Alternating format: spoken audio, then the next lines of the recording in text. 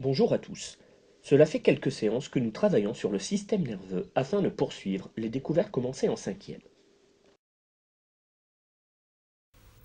Nous avons utilisé la situation de réception d'un SMS dans laquelle un flash lumineux, une vibration et un son ont été émis.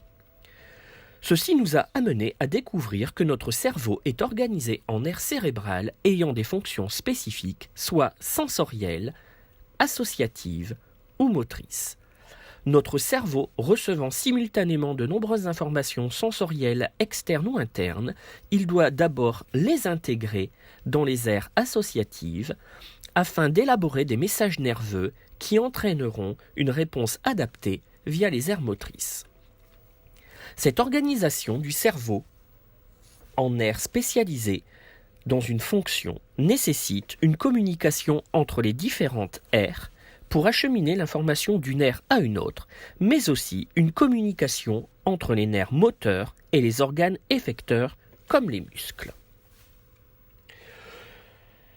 Ce n'est qu'au XIXe que les premiers chercheurs commencent à se pencher sur la communication existant au sein du système nerveux, car ces études nécessitent des colorations et des microscopes performants. C'est en 1873 que Camillo Golgi, puis en 1880 que Santiago Ramón y Cajal réalisent les premières observations microscopiques pour comprendre l'organisation du système nerveux.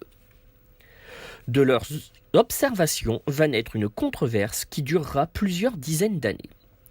Golgi défend l'idée que le système nerveux est organisé en un seul réseau continu, un peu comme le réseau sanguin, et qu'il n'est pas constitué de cellules distinctes.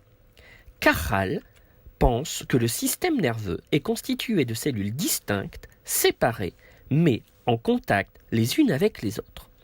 Ces cellules étant l'élément de base du système nerveux, il les nomme les neurones. En 1906, ils reçoivent ensemble le prix Nobel de médecine en reconnaissance de leurs travaux. Il vous faut maintenant déterminer, grâce à vos observations microscopiques, qui, de Golgi ou Cajal, décrit le mieux la structure et la communication dans le système nerveux entre les organes sensoriels et les organes effecteurs.